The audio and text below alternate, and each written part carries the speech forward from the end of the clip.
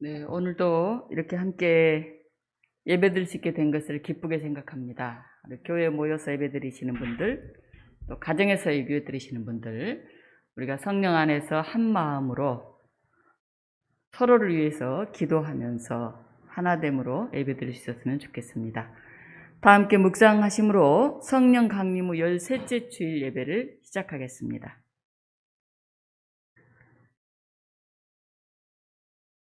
아버지여, 아버지께서 내 안에, 내가 아버지 안에 있는 것 같이 그들도 다 하나가 되어 우리 안에 있게 하사 세상으로 아버지께서 나를 보내신 것을 믿게 하옵소서. 아멘. 예수 그리스도를 통해서 우리가 하나님 나라를 보게 하시고, 예수님을 통해서 우리가 한 마음 되게 하시고, 예수님을 통해서 온 세상의 평화가 이루어지는 그 나라를 위해서 우리가 나가게 하여 주시옵소서.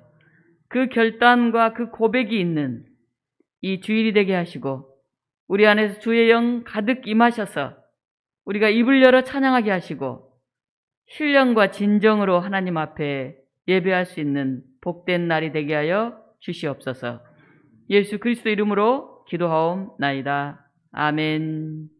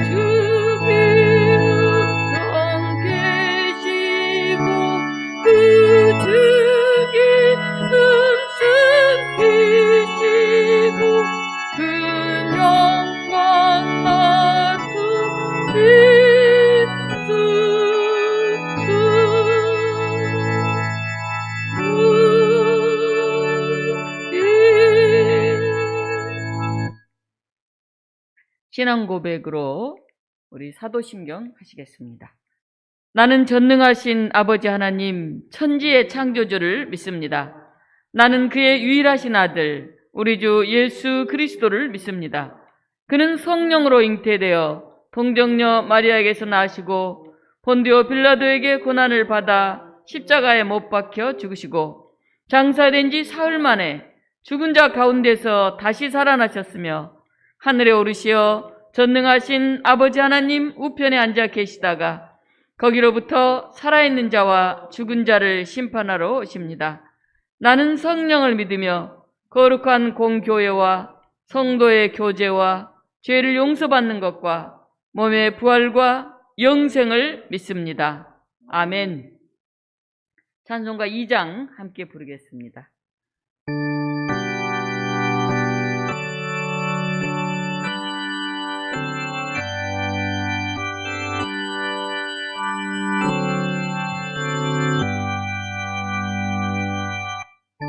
전영성 주수주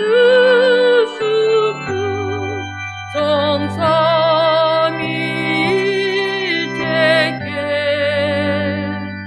영원후 그지 그제 육국을 돌리시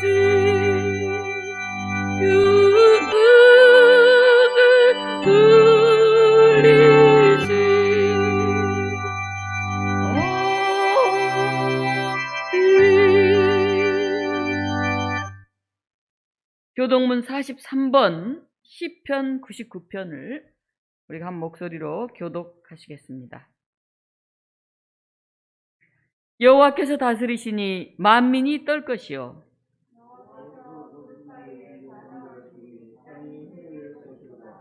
시온에 계시는 여호와는 위대하시고 모든 민족보다 높으시도다.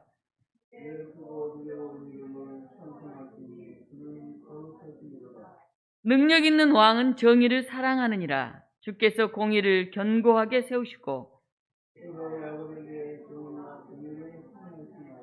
너희는 여호와 우리 하나님을 높여 그의 발등상 앞에서 경배할지어다. 그는 제사장들 중에는 모세와 아론이 있고 그의 이름을 부르는 자들 중에는 사무엘이 있도다. 여호와께서 구름 기둥 가운데서 그들에게 말씀하시니 여호와 우리 하나님이여 주께서는 그들에게 응답하셨고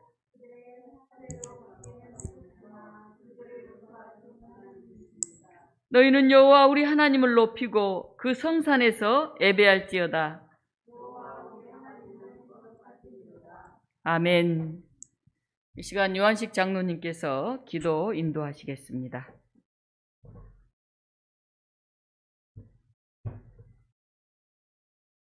사랑이 많으시고 자비로우신 하나님, 이 세상에서 많고 많은 사람들 중에 우리를 주님의 자녀로 택하시고 오늘 주일에 대면과 비대면으로 성도들이 존귀하신 아버지께 예배 드릴 수 있게 인도하심에 감사를 드립니다.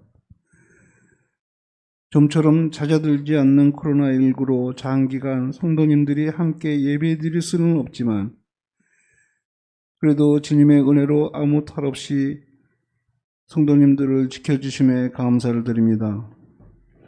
이 상황을 인간의 힘으로 어찌할 수는 없으나 주님께서 인간들의 나쁜 마음을 다 제거되는 은총을 허락하셔서 코로나 전국에서 헤어나게 하여 주시옵소서. 은혜의 주님, 저희 교회가 주의 복음을 전하는 교회의 모습을 쫓아 그 의도대로 이 공동체가 세워질 수 있도록 하여 주옵소서. 하나님 말씀의 뿌리를 내려 하나님의 은혜와 사랑에 감사할 수 있는 참된 성전으로 거듭날 수 있게 하여 주시옵소서. 참 좋으신 주님, 주님께서 맡겨주신 사명을 잘 감당하는 신실한 교회 성도들이 될 수 있도록 인도하여 주시기를 원하옵고 또한 부족하지만 저희를 주님의 복음의 안내꾼으로 쓰여지게 하셔서 믿지 않는 살아가는 이 지역 사람들을 주님의 사랑으로 감싸 안게 하시고 주님의 전으로 인도하게 하여 주시옵소서. 오늘 이 예배를 준비하신 목사님과 그 가정에도 영육이 빛나는 은혜 내려오시고 예배를 잊지 않고 참석한 성도들에게도 무더운 여름을 잘 이겨내게 하시고 주님의 축복이 함께 하길 원하오며 이런저런 일로 참석하지 못한 교우들에게도 주님의 은총이 함께하여 주시옵소서. 이 시간 부족한 저희들이 하나님께 더 가까이 갈 수 있는 귀한 시간이 되게 하여 주실 것을 믿사오며 우리의 능력 되시는 예수 그리스도의 이름으로 기도드리옵나이다. 아멘.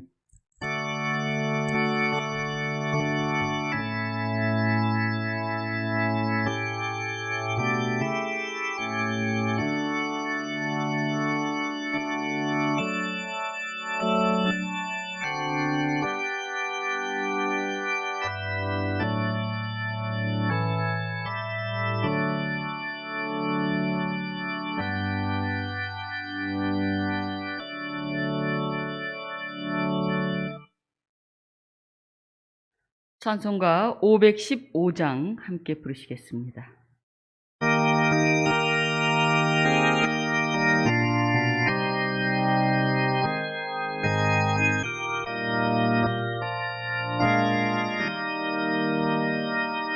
눈을 들어 하늘 보라 어지러운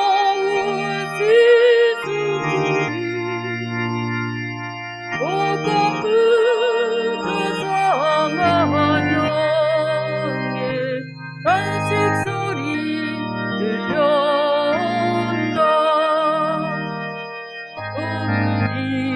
이름아 예수는 길을 잃고 헤매이듯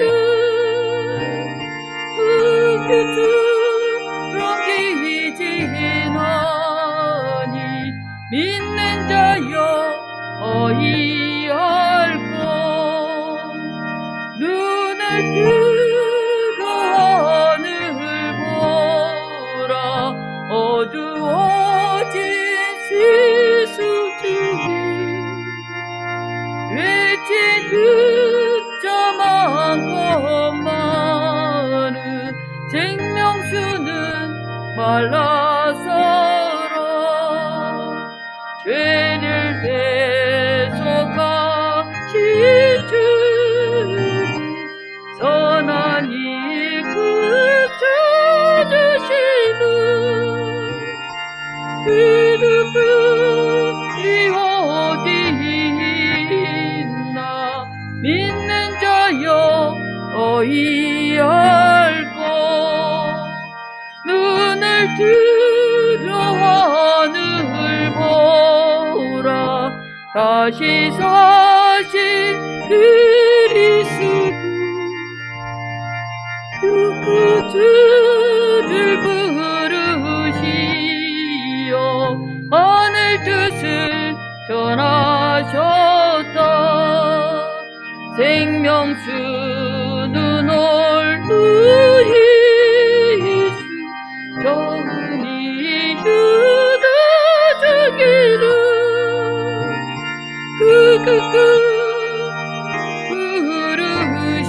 부르신다 믿는 자여 어이할꼬 눈을 들어 하늘 보라 다시 사신 그리스도 만백성을 사랑하사 오래 참고 기다리네 인내하시는 이 그주 의의 심으시듯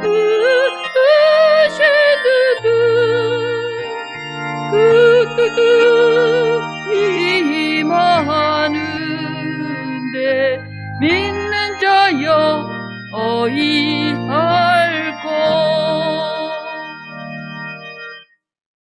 아멘.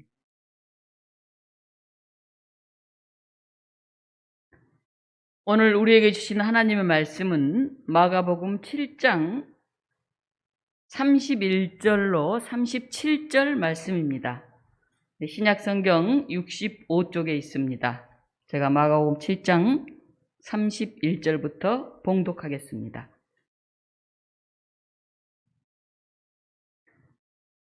예수께서 다시 두로 지방에서 나와 시돈을 지나고 데가볼리 지방을 통과하여 갈릴리 호수에 이르시매 사람들이 귀먹고 말 더듬는 자를 데리고 예수께 나와 안수하여 주시기를 간구하거늘 예수께서 그 사람을 따로 데리고 무리를 떠나사 손가락을 그의 양 귀에 놓고 침을 뱉어 그의 혀에 손을 대시며 하늘을 우러러 탄식하시며 그에게 이르시되 에바다 하시니 이는 열리라는 뜻이라. 그의 귀가 열리고 혀가 맺힌 것이 곧 풀려 말이 분명하여졌더라. 예수께서 그들에게 경고하사 아무에게도 이르지 말라 하시되 경고하실수록 그들이 더욱 널리 전파하니 사람들이 심히 놀라 이르되 그가 모든 것을 잘하였도다. 못 듣는 사람도 듣게 하고 말 못하는 사람도 말하게 한다 하니라. 아멘. 오늘 이 본문을 가지고 하늘 우러러 탄식하시며 이런 제목으로 말씀을 증거하겠습니다. 탄식 소리가 그친 세상이 그립습니다. 코로나로 인한 소상공인들의 인내가 이제 막바지에 달한 듯합니다. 더 이상 견디지 못하겠다고 빛으로 살아왔는데 코로나보다 경제적인 상황이 너무 힘이 들다고 아우성을 치고 있습니다. 우리 지구촌 사람들은 평화를 원하고 웃음이 넘치는 행복한 삶을 원하는데 세상은 여전히 울음과 고통 소리가 가득한 것 같습니다. IT는 11년 만에 찾아온 규모 7.2의 대지진으로 사망자가 2,200명을 넘어섰습니다. 그리고 부상자가 12,000명이나 된다고 합니다. 망가진 집만 해도 13만 채에 이르고 있다고 하니 비가 억수로 쏟아지는 어제 TV에서 IT를 보니까 정말 눈뜨고 볼 수가 없더라고요. 어떻게 집이 없으니까 땅에 놓여 있을 수가 없잖아요. 비가 가득한 흙탕물에.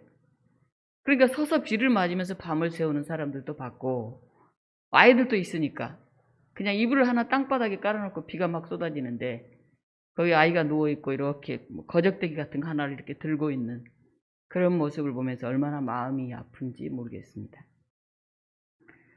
그 IT에 구호 물자를 실은 트럭이 오니까 난리가 나는 그런 모습을 보았습니다. 한번 화면으로 IT 사진을 좀 보여주실래요? 네, 저런 거적대기 하나 덮고 풀 위에, 그나마 풀이네요. 네, 또 다음. 네, 구호 물자가 오니까 막 사람들이 난리가 났습니다. 네, 또 다음 장면. 너무 많이 사람들이 부상자가 많아서 병원에 들어갈 수가 없어요. 그러니까 길바닥에 누워서 저렇게 침대라도 있으면 그나마 다행이죠. 치료를 받고 있습니다. 너무나 끔찍한 상황 아닙니까? 어제는 비까지 오니까 정말 사람이 누워있을 수도 없잖아요. 왜 덮는 게 없으니까.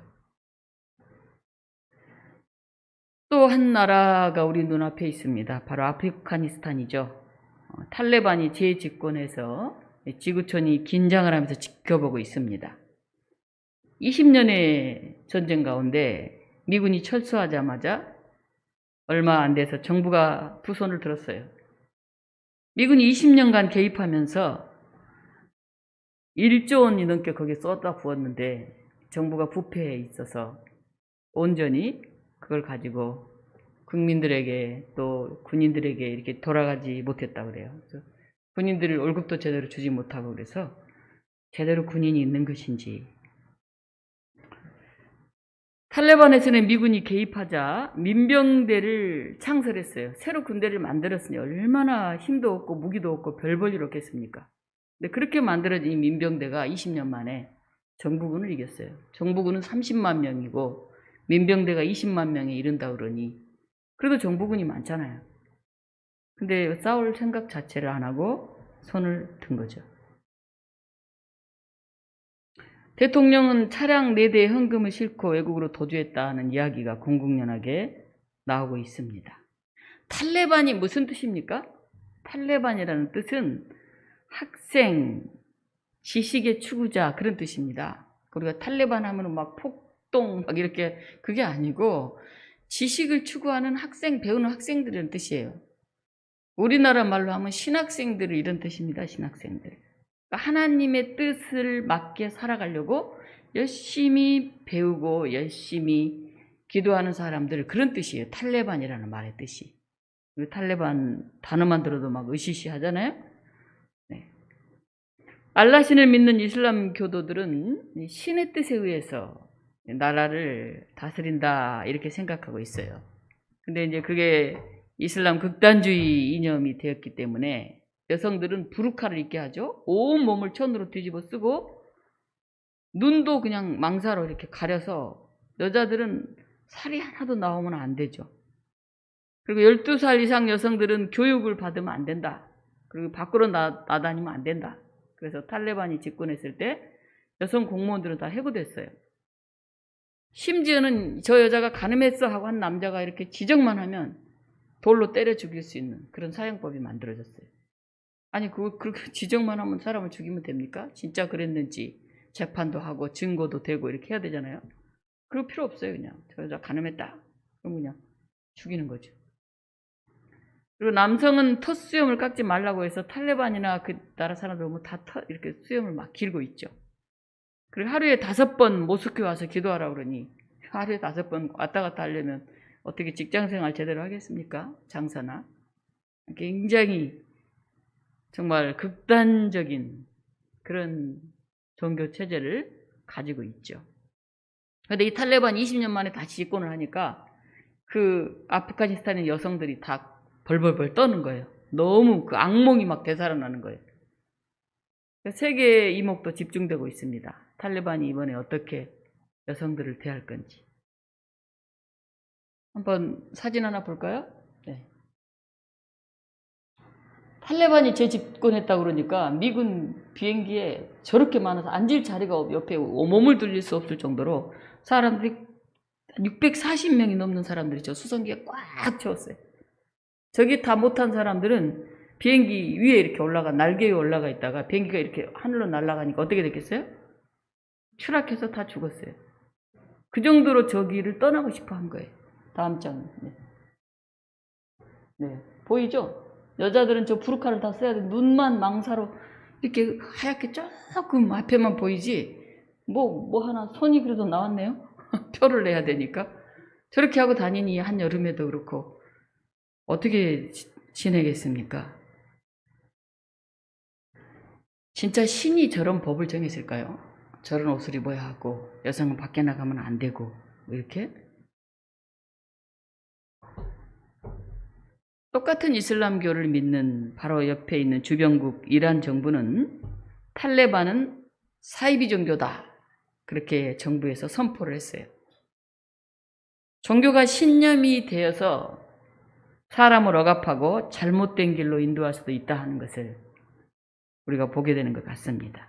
그래서 성경에 대해서 하나님 나라의 들과 바로 제대로 알지 못하면 교회를 다닌다고 다 구원을 받고 교회를 다닌다고 다 행복한 것이 아니다 하는 것이죠.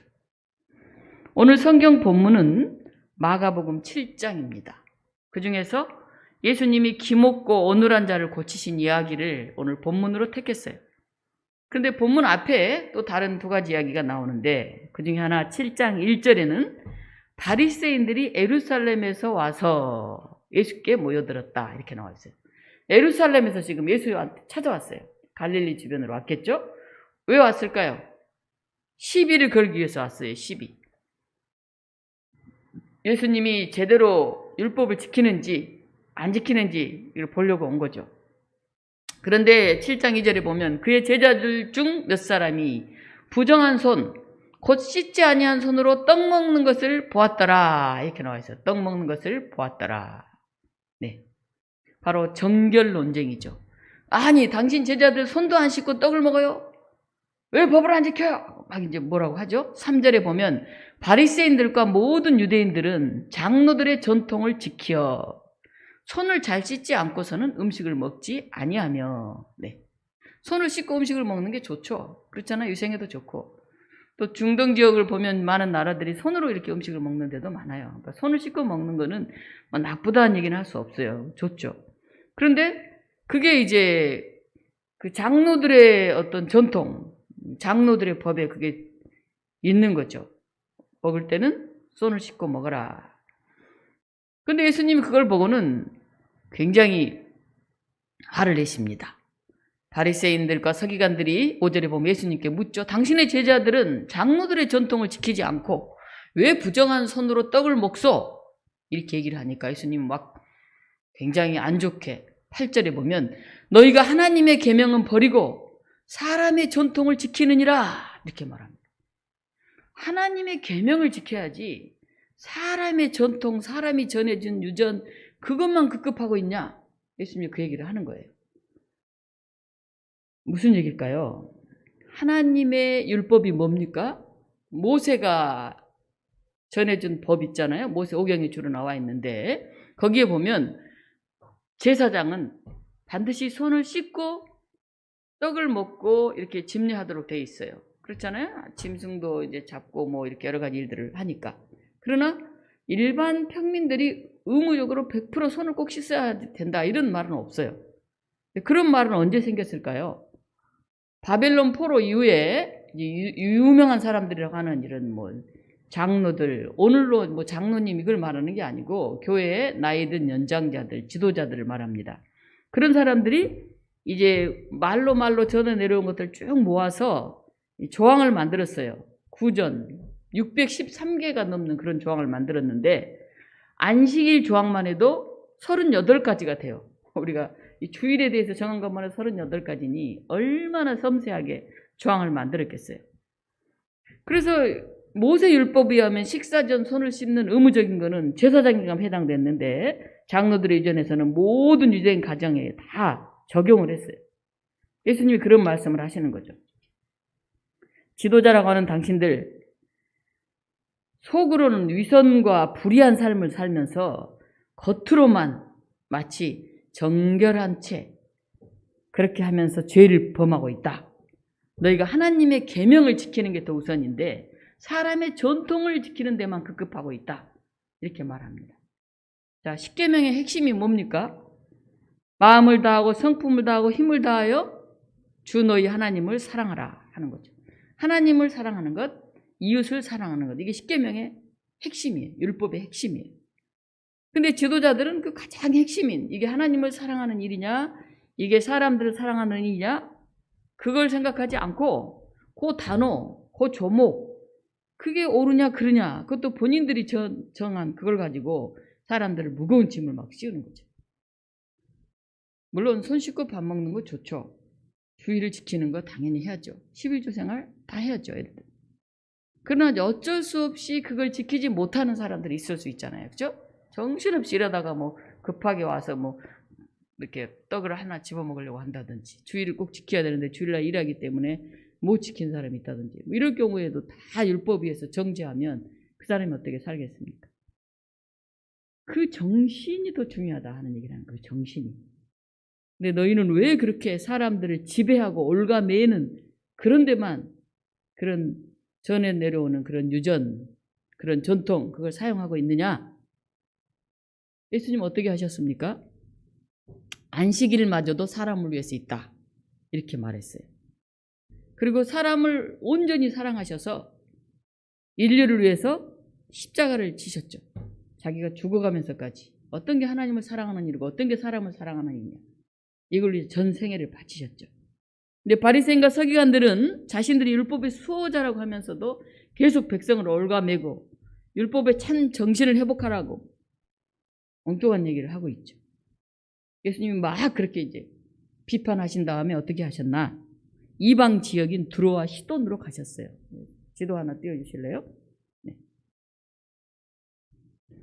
지금 갈릴리, 저 아래 갈릴리 있죠. 갈릴리 바다. 거기서 여러 가지 일들을 하시는데, 저 예루살렘에서 그냥 갈릴리까지 내려와가지고 막 예수님을 비난하고 제자들을 비난하고 막, 그러니까 당신들은 도대체 사람을 사랑하기 위해서 온 사람이요, 사람을 비판하기 위해서 온 사람이요, 당신들에게 법이 뭐요? 사람을 살리는 거요, 사람을 죽이는 거요. 예수님 이렇게 얘기를 하신 다음에 저 위에 두로 지역으로 가셨죠. 두로. 저기는 이방 지역이에요. 두로, 시돈, 저 아래 데가벌리, 여기는 다 이방 지역입니다. 이방 지역에 가서 뭘 하셨습니까? 오늘 본문에 보면 네, 우리가 잘 알고 있는 수로베 보니게 여인 이야기가 나와요. 자기 딸 귀신 들린 것 좀 고쳐달라고. 예수님이 처음에 거절하죠. 나 지금 우리 유대인들 자녀들에게 줄 떡 그거 나누기도 바빠 이러시는데 막 여인이 너무 간청을 하니까 그걸 보고 그 딸을 고쳐주죠. 그 이방 지역의 복음이 전해진 얘기예요. 유대인의 지도자들은 법 정신을 제대로 안 지키고 있는데 저기 두로 시돈 저 이방 지역에 갔더니 거기 사는 여인이 오히려 더 예수님께 간청하면서 매달리는 걸 보고 거기에 놀라운 이제 이적이 일어난 얘기죠. 그 다음에 오른쪽으로 쭉 돌아서 아래 데가볼리 저 아래 있잖아요. 데가볼리. 그렇죠? 오늘 이야기가 이제 데가볼리에서 바로 갈릴리 쪽으로 가는 저 위쪽 이야기였다 그런다면 중간의 이야기가 오늘 이야기는 제일 아래쪽의 이야기죠. 데가볼리에서 갈릴리 쪽으로 이제 가서 하는 얘기입니다. 데가볼리 지방을 통과하여 갈릴리 호수의 이름에 이렇게 나와 있어요. 귀먹고 어눌한 사람이 다가왔습니다. 그런데 오늘 이 본문을 보면 요즘 우리 눈으로 보면 조금 이상하죠. 네. 사람들이 귀먹고 말 더듬는 자를 데리고 예수께 나와서 안수하여 주십시오 이렇게 말하죠. 그럼 예수님이 깨끗하게 딱 손을 대고 만지면 병이 쫙 나을 거 아니겠어요? 예수님은 어떨 때 만지지도 않아요. 그래, 내 믿음이 너를 구원했다. 가라. 아, 병자는 저기 자기 집에 있는데 여기서 그 믿음을 보고 병이 나았다고 그 시로 병이 나으니라. 이런 일이 많아요. 그러면 이 귀먹고 말 더듬은 사람 데리고 와서 안수해달라고 하면 안수 기도 탁 해주고 병이 딱 나으면 굉장히 멋있잖아요. 그죠? 근데 예수님이 그 사람을 데리고 조용한 데로 데려가요. 무리를 떠나사. 그리고 어떻게 하십니까? 손가락을 그의 귀에 이렇게 넣어요. 손가락을 귀에 이렇게. 그리고 침을 탁 뱉어가지고 그의 혀에 손을 딱 대요. 아이, 굉장히 우리가 보면 좀 미신 같고 유치하잖아요. 그죠? 네. 이렇게 하셨나. 그런 생각이 들 때가 있죠. 오늘 성경을 보면 예수님은 그 사람의 독특한 상황과 그 사람의 필요에 따라서 거기에 맞는 새로운 방법으로 예수님이 치유를 하고 계십니다. 여인이 몰래 다가와서 예수님 옷자락을 탁 만졌을 때는 그시로 그냥 하혈병이 쫙 나왔어요. 그렇잖아요. 주님 말씀만 하십시오. 거기까지 주님 안 오셔도 됩니다. 이렇게 딱 백부장 얘기할 때는 그래 네 믿음이 정말 크다 하고 말씀으로 탁 낫게 만들어요. 근데 오늘 이 사람은 사람들 속에서 조용히 데리고 와가지고 손가락으로 귀에 이렇게 귀가 안 들리니까 이렇게 넣고 또 침을 톡 뱉어서 혀에 손으로 이렇게 대십니다. 굉장히 예수님은 섬세한 배려를 지금 하고 계십니다. 당신은 치유의 수단으로 침을 사용했어요. 그래서 신약에 보면 예수님의 치유 행위에서 침이 3번 거기 사용이 됩니다. 그리고 헬라와 유다인 당시 의사들도 이 침을 가지고 일반적으로 많이 사용했어요.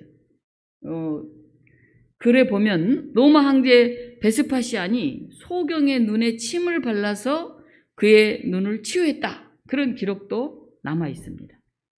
여러분 어떻습니까? 우리나라도 침 뱉어서 뭐 치료하는 거 있나요?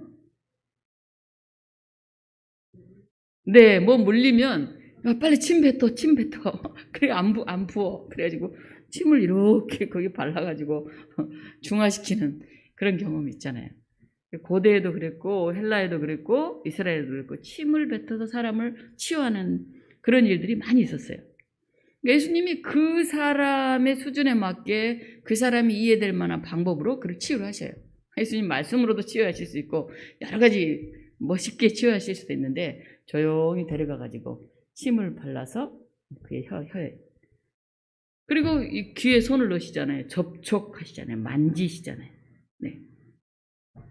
말씀으로도 치유가 가능하시지만은 예수님 인격적 만남을 통해서 그 사람의 방법에 맞는 그런 방식을 사용하십니다. 제가 교회에 있으면 간혹 이제 우리 집사님들 중에 오셔서 목사님 기도 좀 해주세요 이렇게 얘기해요. 그 중에 하나가 이제 안수 기도를 해달라고 그래요. 안수 기도 머리에 손을 얹고 기도를 하면 본인이 굉장히 이제 목사님의 능력이 하나님의 능력이겠죠. 하나님의 능력이 목사님을 통해서 나의 병을 낫게 한다 하는 이런 믿음이 있어요. 그래서 이제 안수 기도 받는 걸 굉장히 좋아하시는 분이 계세요. 여기 초동교회 종로 3가에 한 큰 500~600명 모이는 큰 교회잖아요. 거기에 이제 젊은 목사님이 부임하셨는데 그 권사님들이 이렇게 예배 끝나고 오셔가지고 목사님 안수기도 좀 해주세요 이렇게 얘기하신 분들이 계셔서 그분이 이제 안수기도를 해줬더니 거기 초등교회 그 전에 신익구 목사님 어른 목사님 계실 때는 이제 그런 안수기도 같은 걸 안 하셨었나 봐요. 그래서 일부 교인들이 무슨 목사님이 또 젊은 목사님 그것도 오셔가지고 나이 드신 어르신들 따로 모시고 와서 뭐 안수기도 한다고 그렇게 하고 있느냐 이렇게 또 좀 비판적으로 보신 분들 얘기도 있었다 그런 얘기를 들었어요. 근데 그분의 간절함이 나는 꼭 안수기도를 받고 싶으면 하나님의 이름으로 예수 그리스도 이름으로 안수기도를 해드리면 되죠. 그럼 그분의 마음에 굉장한 뜨거움 또 이 목사님의 능력만이 아니라 그분의 간절함이 합쳐져서 더 오히려 치유가 일어나리라고 봅니다.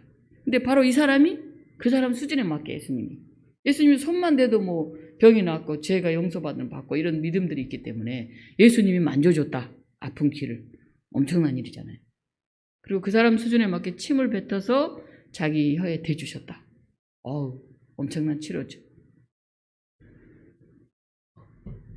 그리고 또 중요한 얘기가 하나 나옵니다. 오늘 보면 34절이에요. 같이 한번 읽어볼까요? 하늘을 우러러 탄식하시며 그에게 이르시되 에바다 하시니 이는 열리라는 뜻이다. 제가 오늘 제목을 여기서 이제 뽑았습니다만은 하늘을 우러러 탄식하시며 이렇게 했어요. 자, 예수님이 지금 이 귀도 잘 안 들리고 말도 잘 못하는 사람을 고치시는데 하늘을 우러러보면서 탄식을 하셨다는 거예요. 무슨 탄식을 하셨을까요? 예수님이 이 순간에. 아마 여러분 세상을 이렇게 보면 너무 병들고 가난하고 힘들고 외롭고 아픈 모습을 보면 우리가 굉장히 마음이 아프잖아요. 속상하잖아요. 그죠? 화이트 지진 어제 비가 막 내리는데 서서 애 안고 이 비를 이렇게 애 안 맞게 하려고 밤새우면서 서 있는 그 엄마의 모습을 보면서 가슴이 너무 아파서 막 눈물이 나더라고요. 누워 있을 자리가 없잖아요. 있을 데가 없잖아요. 비가 쏟아지는데 뜬 눈으로 밤을 어떻게 새우겠어요? 그 모습 보니까 너무 마음이 막 쉽게 말하면 이 탄식이 막 나오는 거예요, 속에서. 어쩌면 저렇게 힘들게 사람들이 살아야 되나 하는 막 속상한 생각이 드는 거예요. 아마 예수님도 그런 생각이 들었을 것 같아요. 그래서 하늘을 올려보시면서 주님, 하나님 뭐 이렇게. 왜 사람들이 이렇게 힘들게 이렇게 아프게 살아야 됩니까? 너무 속상해서 그렇게 절규하시는 그런 탄식이었던 것 같아요. 우리나라도 세계 10위권 안에 드는 어마어마하게 잘 사는 나라지만은 여전히 어렵게 사는 분들이 있잖아요. 보면은 굉장히 마음이 아프죠. 여기에 하늘을 우러러 탄식하셨다. 하늘은 뭘까요? 그냥 저 하늘을 바라보면서 탄식했다는 얘기일까요? 아마도 예수님은 하나님을 생각하시면서 하나님과의 교제 가운데서 기도하셨을 거라고 생각이 들어요. 하나님 아버지, 이렇게 불쌍하고 이렇게 아프고 이렇게 듣지도 못하고 말하지도 못하는 사람들이 이 땅에 너무 많이 있습니다. 제가 마음이 너무 아픕니다, 하나님. 그렇게 얘기하셨을 것 같아요. 아마 기도하셨을 것 같아요. 하나님, 이 사람 제가 이제 고치려고 그래요. 하나님 함께 해주세요. 기도하셨을 것 같아요. 그래서 에바다 이렇게 말씀하십니다. 에바다. 무슨 뜻일까요? 열려라 이런 뜻이죠. 이 에바다는 열다, 해방되다 그런 뜻을 내포하고 있습니다. 뭐가 열릴까요? 귀가 열렸다. 혀가 맺힌 것이 풀렸다. 이렇게 나와 있어요. 네. 들을 수 있는 능력을 받아라. 말할 수 있는 능력을 받아라. 너를 꽁꽁 올가매고 있는 것, 닫혀 있는 것, 그거 열려라. 그 진리의 세계를 맛보아라. 이렇게 말씀하신 것 같아요. 그래서 그가 이제 귀가 열렸죠. 그동안 소리를 못 들었는데 소리를 들었죠. 그리고 입이 풀렸죠. 그래서 오늘 25절에 보면 그가 귀가 열리고 혀가 맺힌 것이 곧 풀려 말이 분명하여 졌더라. 이 사람 말을 못하는 사람이 아니에요. 말을 한다고 해도 이렇게 어물어물해서 무슨 말인지 잘 못 들어요. 자기도 말한다고 하면서도 잘 말을 못하고 듣는 사람도 잘 못 들어서 어눌하다 그렇게 말했죠. 안전하게 말을 못하는 그런 사람은 아니죠. 근데 자기 표현을 못해요. 또 사람들도 그걸 알아듣지를 못해요. 그런 그가 이제 분명하게 자기를 표현합니다. 나 이거 하고 싶어요. 나 이건 원해요. 난 이건 싫어요. 이거는 잘못됐어요. 이 사람들이 자기 얘기를 하기 시작합니다. 그리고 사람들이 듣지도 않던 사람들이 이제 그 말을 듣기 시작하는 거죠. 새로운 세계 아닙니까? 엄청난 그런 세상이 이 사람에게 열린 거죠. 듣게 됐고 귀가 열려서 자기가 자기 소리를 말하게 됐고 그건 대단한 일입니다. 오늘 보면은 귀가 열리고 맺힌 것이 풀려 혀가 맺힌 것이 풀리 맺히다 이게 호 데스모스라는 동사인데요. 이게 매다 데오 여기에서 유래했어요. 매다 메이다 뭐에 매일까요? 속박되다 이런 뜻이 속박되다. 귀신에게 사로잡혀 있죠. 뭔가 말할 수 없게 하는 그런 것에 꽉 지금 매여 있어요. 그래서 말을 못해요. 근데 그거에 풀려서 그를 올가맸던 게 풀려서 그가 드디어 분명한 언어로 발음하기 시작했다 하는 거죠. 제가 요즘 이 8월에 서대문구에 있는 이제 독서 마을 강사들 양성 교육을 제가 맡았어요. 그래서 제가 종로에서도 이쪽 하고 있는데 종로에서는 제가 잘 안 해요 강의를. 같은 동네 사람들이라 가능하면 안 하고 이제 제가 경기도 쪽이라든지 이런 쪽에 하는데 서대문은 이제 우리 같은 구는 아니니까 서대문구 강의를 그동안 쭉 해왔는데 그 마을 강사들의 독서 양성 그 교육을 좀 해달라 그래서 제가 이제 강의를 맡았는데 16명을 줌으로 이제 제가 월요일날 강의를 하는데 만만치가 않아요. 이분들이 서대문구는 지금 6년 동안 이제 독서 토론을 하고 학교에 가서 아이들을 가르치고 해서 줌으로 이제 가르치는 그러니까 6년간 쭉 해왔던 팀들이에요. 그 중에는 그 전부터 도서관에서 오랫동안 책을 읽었던 그룹을 묶어서 이제 이 마을 강사를 만든 거니까 한 10년, 15년 나름대로 계속 책을 읽고 강의도 하고 토론도 했던 사람들이 모여 있는 거예요. 그러니까 어떻겠어요? 다 자기 방법이 있어요. 자기 생각이 있고. 그런데 이제 이게 그룹이 여러 개니까 좀 다르잖아요. 그러니까 제가 가서 이제 제 방식으로 했더니 아니요, no 이렇게 해주세요, 저렇게 해주세요. 한 2주간을 이렇게 했다, 저렇게 했다. 계속 바뀌는 거죠. 그러니까 강사가 강의하려고 준비해간 딱 이게 있잖아요. 커리큘럼이 있잖아요. 근데 아우 그거 말고 이렇게 해주세요, 저렇게 해주세요. 시작할 때마다 이렇게 몇 번 바뀌니까 힘들잖아요. 그날 쭉 분위기 있게 하려고 다 시간 계획이 다 있는데 이건 빼주세요, 이건 안 하겠어요, 뭐 본인들 돌아가면서 이건 안 하겠어요, 뭐 이렇게 해주세요, 이걸 해주세요 이러니까 제가 굉장히 제가 이 독서 토론 7년 정도 했는데 가장 어려운, 그래서 둘째 주에는 막 설사가 나고 소화가 안 되는 거예요. 너무 힘이 들게 잠이 안 오고 이거 힘들구나 딱 그만하고 싶은 마음이 여러 번 드는데 구청에서 제가 받아서 서대문 구청 주무관하고 지금 계획해서 제가 하는 일인데 그만할 수 없잖아요. 중간에 제가 그걸 해줘야 이 사람들이 이제 가을에 그 학교로 이제 들어가거든요. 그래서 같이 논제도 만들어서 책자도 만들어내고 해야 되는 숙제가 있는데 아마 제가 개인이 무슨 뭐 돈 벌기 위해서 강의하러 갔으면은 안 했을 것 같아요. 근데 그 과제 때문에 이제 내일 이제 마무리를 합니다만은 그럭저럭 이제 절충하기도 하고 이제 마무리를 하는데 들을 귀가 없는 사람들에게 말한다는 거는 이게 보통 일이 아니구나. 들을 귀가 없는 거 어떤 사람이 들을 귀가 없어요? 자기 생각으로 꽉 차 있는 사람들은 아무리 무슨 말해도 안 들려요. 그럴 때는 뭐 말이 필요치 않으니까 제가 준비했던 강의 거의 안 했어요. 안 하고 이제 그분들이 토론하는 식으로 제가 진행을 했는데 또 돌아가면서 하라고 그러면 안 한다고 그래요. 또 그러니까 발표하고 이런 건 너무 싫어하고 강의 듣는 것도 별로 안 좋아하니까 쉽지가 않죠. 그렇잖아요? 저는 워크숍 중심으로 좀 진행을 하려고 그랬는데 그래서 제가 했던 방법 중에 하나 소그룹 토론 방법을 이제 굉장히 좋아해서 앞으로 막 그 방법은 온라인 때 계속 하게 될 것 같아요. 그래서 이 들을 귀가 있는가 우리가 하나님의 말씀을 들을 귀가 있는가?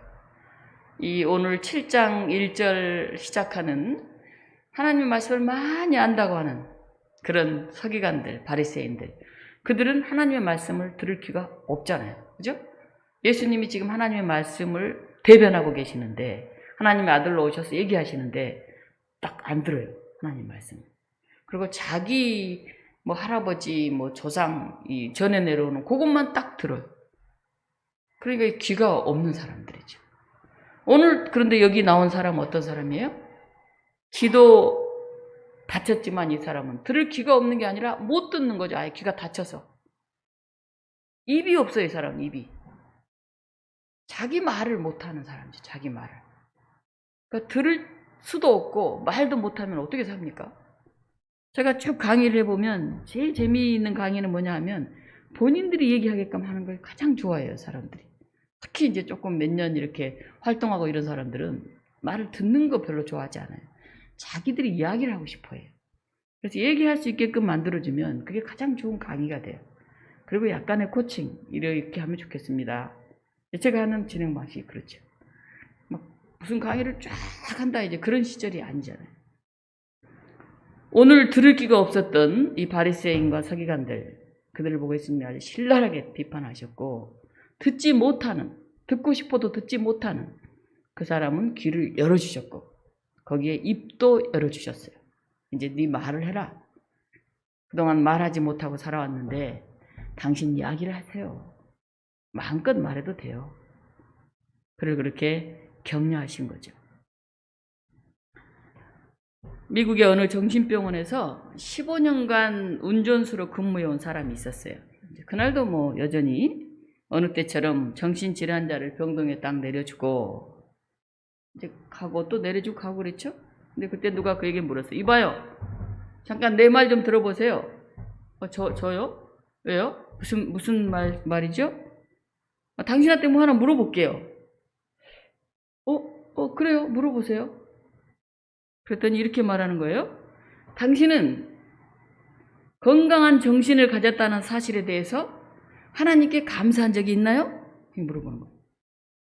그러니까 순간 이 운전수가 뒤통수한테 딱 맞은 것 같은 그런 생각이 들었어요. 15년 동안 정신이 조금 이상한 사람들 데려다 병원 데려다주고 데려가고 계속 이제 그 일을 해왔는데 그 사람들을 막 불쌍히 여기거나 긍휼히 여기거나 이런 마음도 별로 없어. 그냥 자기 일로 그냥 일은 열심히 하지. 그 사람에 대해서 별로 생각해 본 적이 없는 거예요. 그리고 자기가 정신이 건강하고 말을 잘 알아듣고 말을 이렇게 자유롭게 할 수 있다는 사실에 대해서 별로 감사해 본 적도 없는 거예요. 근데 누군가가 갑자기 당신이 건강한 정신, 멀쩡한 정신을 갖고 있는 거 하나님께 감사한 적이 있나요? 그러니까 이 사람이 깜짝 놀라요. 이제 나이 드시면 간혹 어르신들이 그런 걱정을 해요. 이제 치매가 혹시 올까봐 걱정을 많이 합니다. 그래서 미리 치매 검사를 좀 예방하세요. 그러면 잘 안 가요. 보건소나 병원에. 행여 좀 겁나서 부담스러워서. 그럴수록 더 자주 가야 되는데. 그러니까 그렇게 아픈 사람을 보면서 자기를 이렇게 볼 수 있는 그런 눈이 있어야 되는데 그냥 아무 생각 없이 그저 자기 일만 그렇게 해왔던 이 사람이 엄청난 충격을 받은 거죠. 제가 아는 후배가 최근에 그 얘기를 한번 하더라고요. 이제 아이들을 가르치는데 중학생 여자애가 중학교 1학년인가 2학년 애가 이제 그 얘기를 하더래요. 선생님, 이 여자애는 공부를 좀 잘 못한대요. 근데 그 언니가 정신지체이기 때문에 언니가 집에 있으면 가족 중에 누군가 한 사람이 그를 돌봐야 된대요. 이렇게 계속 소리를 내면서 혼자 자유롭게 뭐 이렇게 뭘 못하나 봐요. 화장실도 때는 들어가야 되고 뭐 이렇게 계속 소리로 내고 있으니까 또 가서 봐야 되고. 그래서 이제 너무 힘이 들기도 하고 어려워서 어떤 시설에 맡겨놨다가 일주일에 이제 주말에는 데려와나 봐요. 아니 이틀 정도는 보고 또 데려놓고 보고 이렇게 하는데 그 아이가 그 얘기를 하더래요. 저는요, 우리 부모님들이 돌아가시면요, 제가 언니를 이제 돌봐야 돼요. 그러더래요. 중학생. 그래서 이 선생님이 너무 큰 충격을 받았다고 그래요. 이제 중학생 1학년, 1, 2학년 그 사춘기 막 반항하고 막 이럴 애가 그 얘기를 하더래요. 공부도 좀 그렇게 잘하지도 않는데 자기는 책임을 지금 갖고 있는 거예요, 어린애가. 그래서 그 말이 너무 마음이 아프기도 하고 안쓰럽기도 하고 그래서 며칠 동안 그 말이 떠나질 않았다.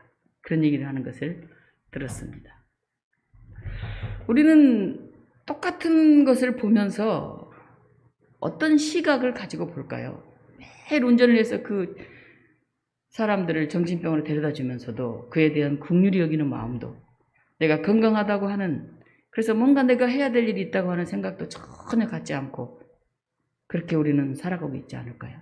정말 어린 중학생 그 애가 자기가 나중에 부모 다 돌아가시고 나면 그 언니를 돌봐야 된다고 하는 그런 책임감을 가지고 얘기를 하고 있는데 우리는 어떤 책임감을 가지고 오늘을 살고 있는 것일까요? 오늘 말씀을 마무리하려고 합니다. 우리에게 어떤 시각이 있는지, 우리는 무엇을 보고 있는지.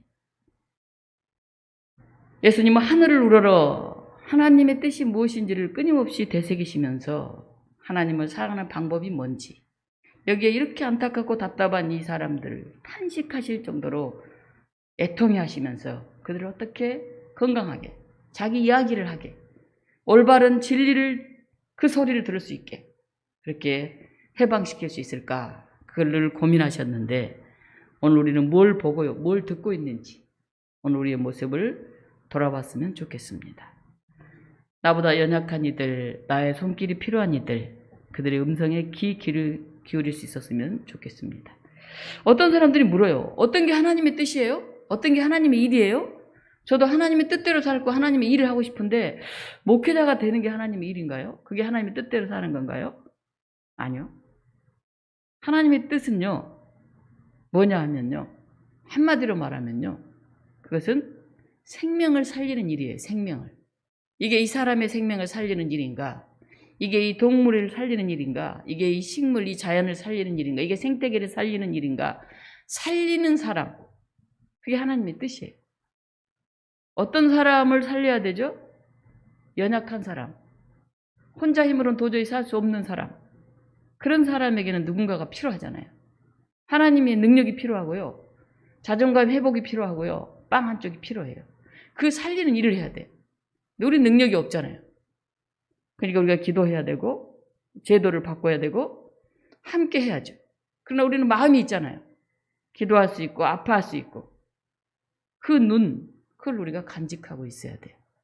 그래서 우리가 손으로 만질 수 있어야 하고 그 사람의 방법으로 침을 뱉어서 그 사람의 마음이 위로가 된다면 내 방식과 좀 달라도 우리가 그걸 할 수 있는 그런 여유와 그런 시각이 있어야 돼요. 예수님이 바로 그 일을 하셨습니다. 이제 코로나19로 정말 답답하고 힘들고 덥고 이런 상황이 계속되고 있는데 아마 한두 달 후면 이제는 코로나는 감기처럼 취급을 할 거예요. 이미 그렇게 취급하고 있어요. 교통사고로 죽는 것보다 훨씬 적잖아요. 코로나 걸려 죽는 사람이. 근데 코로나는 너무너무 우리의 삶을 힘들게 하고 우리를 모두 숨 막히게 하잖아요. 이제는 이게 어느 정도 백신을 맞고 나면 그냥 감기 정도로 아마 지나갈 것 같아요. 그렇지 않으면 사람이 살아갈 수가 없으니까. 오늘 이러한 시절에 우리가 다른 사람에 대한 어떤 연민의 마음을 가질 건지, 그의 귀가 들리는지, 그가 자기 말을 제대로 할 수 있는지, 그걸 보면서 우리가 막 안타까워하고 하나님께 막 기도하고 그리고 우리가 에바다! 이렇게 얘기할 수 있는 그런 능력이 오늘 저와 여러분에 있기를 간절히 축원합니다. 기도하겠습니다. 사랑의 하나님, 우리는 살리는 사람이 되기를 원합니다. 생명을 사랑하는 사람이 되기를 원합니다. 약하고 연약한 이들을 향해서 그들을 보면서 탄식하고 그들이 들을 수 있고 그들이 말할 수 있는 그런 세상을 만들어가기를 원합니다. 오늘 우리 안에 성령으로 다가오셔서 그 긍휼히 여기는 마음을 주시고 더불어 함께 그런 세상을 만들어갈 수 있는 그런 비전과 그런 소망을 더하여 주시옵소서. 예수 그리스도 이름으로 기도하옵나이다. 아멘. 말씀송 함께 부르시겠습니다.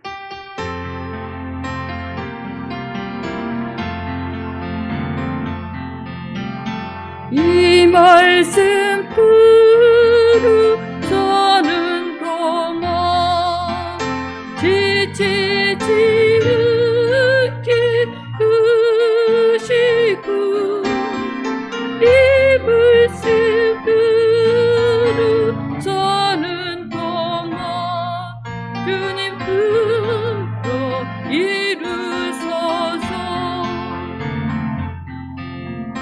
이 말씀 들으서는 동안 지치지 않게 하시고 이 말씀 들으서는 동안 주님 뜻도 이루소서. 아멘. 찬송가 455장 부르시면서 준비하신 봉헌 하시겠습니다. 455장 1절과 4절 부르겠습니다.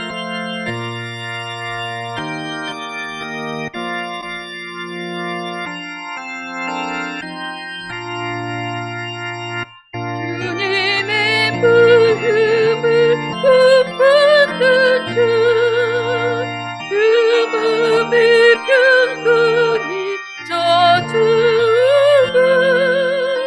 엄하고 세상을 이기리니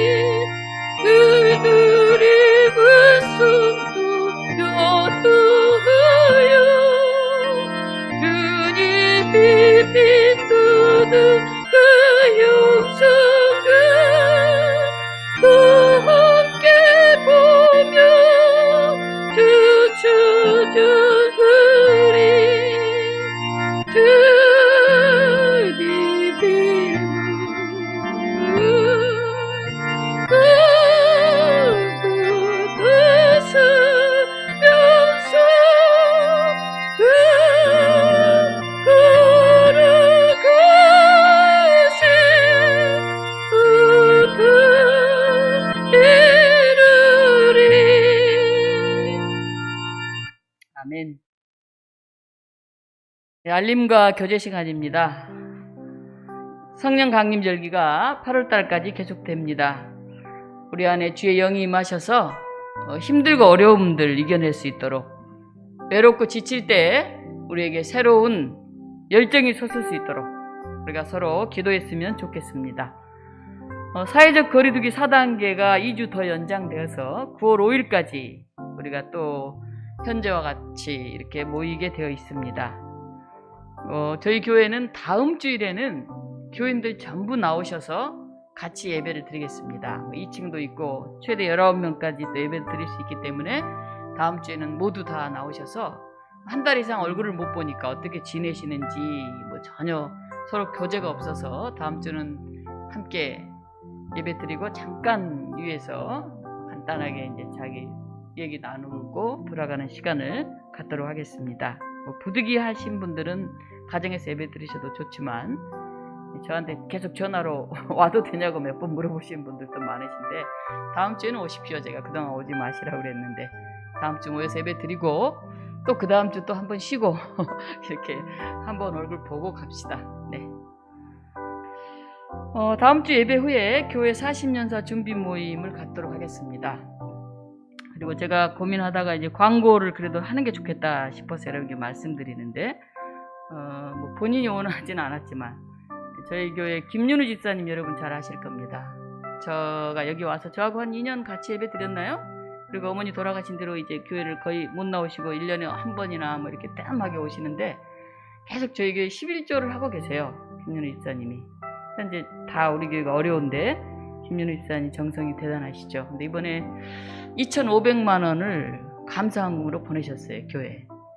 아무 얘기도 안 하고 우리 장로님이 깜짝 놀라서 무슨 헌금이냐 그랬더니 그냥 감사헌금으로 넣어주세요. 이렇게 한마디 하셨다는 얘기를 어제 제가 들었는데 사실 단돈 100원, 1000원도 굉장히 귀하잖아요. 우리 모두에게.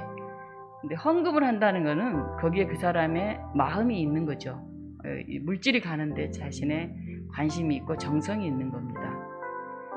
그래서 헌금을 많이 하느냐 적게 하느냐의 문제는 아니지만 그래도 이 어려운 시기에 다 어려울 텐데 교회를 위해서 큰 헌금을 해주셔서 제가 너무 감사하기도 하고 이거는 교우들이 알고 마음속으로 서로 기도하면 좋겠다 싶어서 제가 광고를 드립니다. 여러분이 김윤우 집사님을 위해서 그 가족을 위해서 우리 서연이 또 우리 교회를 위해서 계속 잘 못 나오지만 늘 기도하시고 헌금하시고 그렇게 마음을 함께하고 계시다는 걸 기억하시고 또 여기 이 자리에 함께하지 못한 또 다른 교우들 또 해외에 있는 교우들 또 몸이 불편한 교우들 기억하시면서 우리가 함께 한 마음으로 이 어려움을 이겨낼 수 있었으면 좋겠습니다.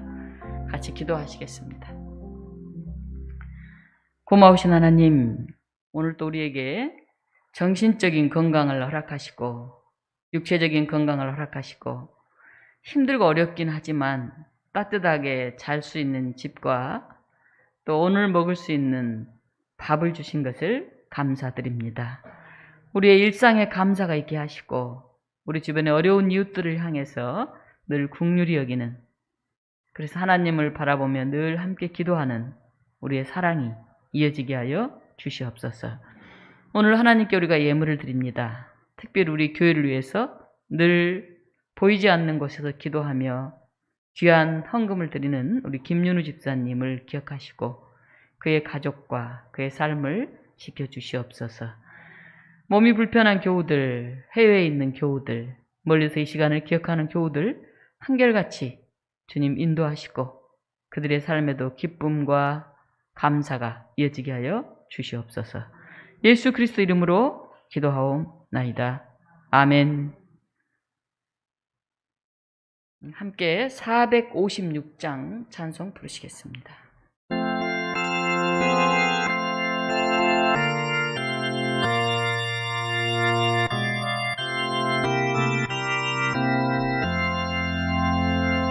거친 세상에 수실 빼앗거든 그 손 못 잡은 줄은 오랜 피로도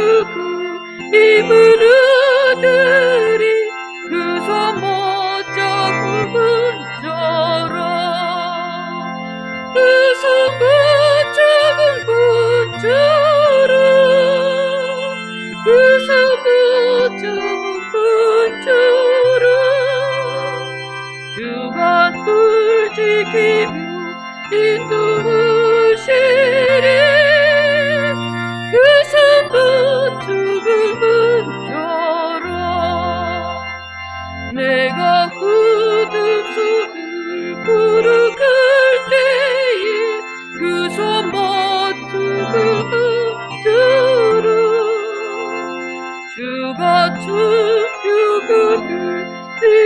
주시리 그 손 못 잡은 저로 그 손 못 잡은 저로 그 손 못 잡은 저로 주간 불지키며 이끄시리 그 손 못 잡은 저로 내가 부디 주를 그르며 그 손 못 잡은 저로 내가 주 비수 길이 쓸리라 그 손 못 잡은 저로